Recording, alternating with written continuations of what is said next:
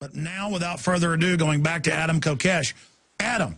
Thank you, Alex. It's all coming true. I mean, we were the kooks to warn about using the military on the streets. It's happening. NDAA, police state, all of it. World government being announced. I mean, it's crazy, Adam. Well, that's why it's so important to have an event like this, the Ron Paul is the Choice of the Troops March, to be able to create a way to reach out to guys on active duty, because when it comes to that, we have to ensure that they know that they're still human beings. This is why the work of oath keepers is so important, ensuring that they honor their oath rather than their illegal orders. But, Alex, if I may for just a minute, I have one more important announcement about this event coming up, because we have an incredible lineup for the after party of musicians, the cream of the crop of the musical talent of the freedom movement, who support the troops, who support Ron Paul. And we're going to have Amy Allen, Jordan Page, Golden State with your good friend James Grundler. Shout out to him for stepping up for this. And Rebel Inc. But we also have an exciting last-minute addition. Michael Graves, the former Misfits frontman, came out on Adam vs. the Man just last week to announce that he's endorsing Ron Paul and will be performing for us at this event. So the website is March2, the number 2, march2whitehouse.com. And we're going to be selling these tickets out, so if people want to get in on this, get in now. No, but you're not going to have Danzig there from the Misfits. No. Well, he's, you know, if you look at his politics, it's a little scarier. I'm much more excited to have someone who's woken up on our side. It's awesome. It's incredible what's happening. And I wasn't making fun of that lead singer. I was just acting trendy that I know who the original lead singer was. See, I'm trendy, Adam. Extremely trendy. Well, you know, one of the things that I've realized is that a lot of these celebrities who are coming out and saying, well, I support Ron Paul here or there, you know, and they're kind of anxious about it, a lot of it's, you know, we can say things like, well, you know, they don't want to compromise their sales, they're afraid of being political and polarizing and alienating people. But, you know, we saw Kelly Clarkson do a tweet for Ron Paul that spiked her sales through the roof. And, you know, that's really incredible to see that we have a movement that is such an economic force, as I'm sure you know with your massive listening base. But, you know, that they're lacking the confidence. A lot of them, you know, you and I take it for granted as people that are steeped with backgrounds in politics and current events that, well, yeah, of course they should be coming out and advocating for Ron Paul and get you leveraging their celebrity and getting out and talking to everybody they can and yada, yada, yada, and everything we would hope and dream for them to do. But a lot of them don't have the confidence and the background to be able to say, stand behind their beliefs and articulate them clearly. And one of the things I've learned is that as activists, we can do a lot to help them out. And you know, as you know, with your personal friendship with Charlie Sheen and that effort there, you know, I hope that's ongoing and that he's able to do more for the cause. But at least we've got these 5 incredible headliners coming out for this event on. Well, I agree with you, but people say, well, Charlie Sheen's got all this wild stuff in his background. That isn't the point. It brings massive attention to something, and in the media, that is key. Now, Adam, I want to get your perspective, though, on the Iran situation. Sure. I talked to Ed Asner, speaking of celebrities yesterday, and he was saying that he's talked to Navy SEALs, gave me their names and numbers and info, that they're saying, they're talking to current SEALs, that there is a false flag staged terror attack in the works to be blamed on Iran.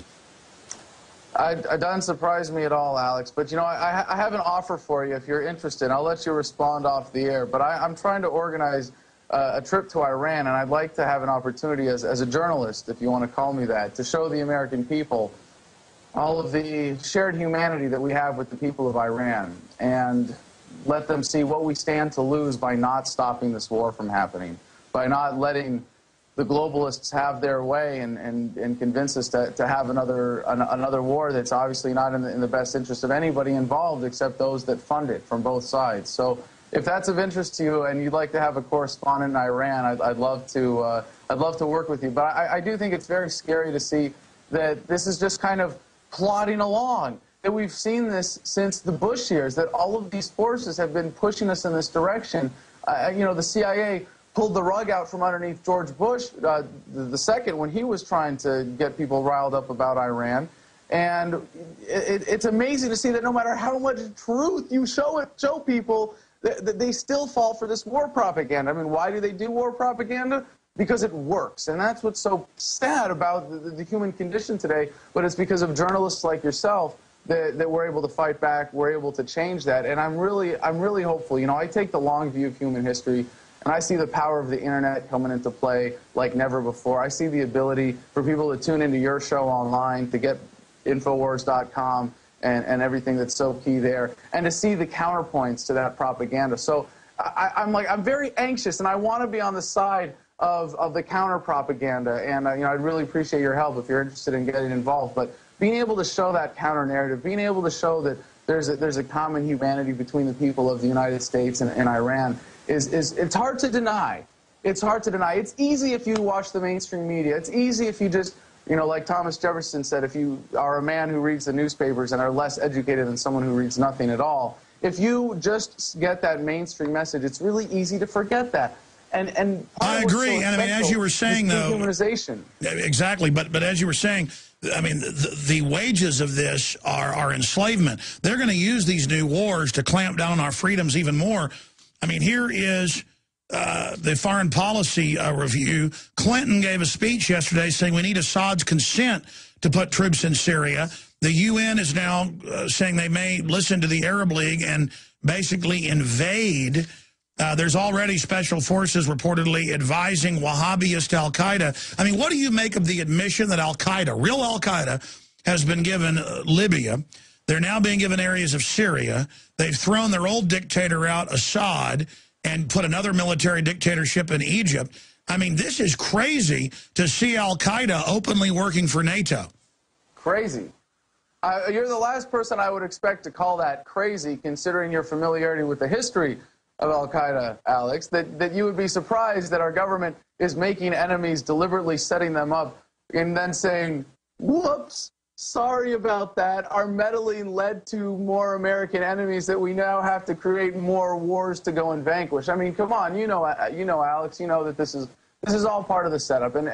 I mean, sure, but I'm saying what's crazy, to be clear, is that, and I'm glad you point that out. What is crazy, Adam, is that they're openly using al-Qaeda, working for the globalists. Yes, I know they created them and they work for them, while still saying TSA's got to grope your wife and daughter because of al-Qaeda, and then now al-Qaeda, who we knew worked for them, openly works for them. It's crazy how dumb they think we are. Yes, that is what's crazy, and if that doesn't get you fired up, if that doesn't make you want to repost this video, if that doesn't make you want to bring another listener to Alex Jones, if that doesn't make you want to wake somebody else up and pull them out of the mainstream media hypnosis, I don't know what does. When you see when you listen to that, the result is death. When you tune out, we can save lives. Simply in the act of tuning out, simply in the act of accepting a different take on reality, a more honest take on reality, a direct take on reality that's not trying to deceive you into doing anything that supports this globalism that we're seeing. And so I just like what you're saying. My only conclusion that I would throw back at you is, you got to listen to people like yourself. You got to listen to the Alex Jones Show.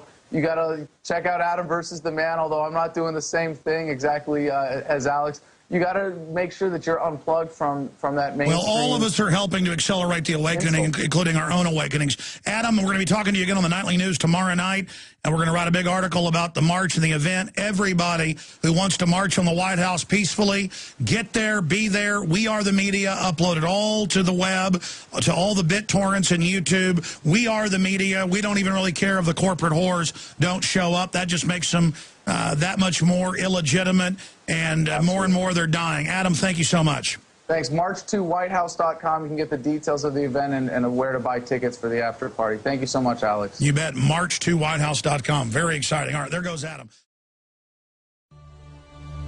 We were brought up loving our country and our Constitution. That in the United States of America, we were free. And that's an attitude that we've tried to instill in our children. I met my wife while in the Air Force. I was a combat pilot in Vietnam. I served in Desert Storm as a commander. When I graduated from the academy, I took the oath of office. And as a commander, I administered that oath to many people.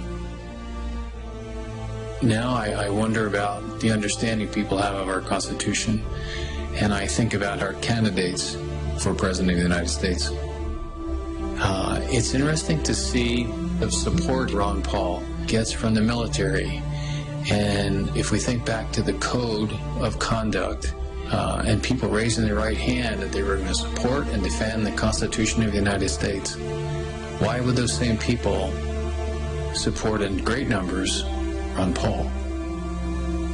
I think it's because they know that he supports the Constitution of the United States. It doesn't mean you have to go to war to do it. It means you have to understand what the Constitution is and be a supporter inside of your own country, whether you're in the military or not, of that Constitution, and make the United States strong.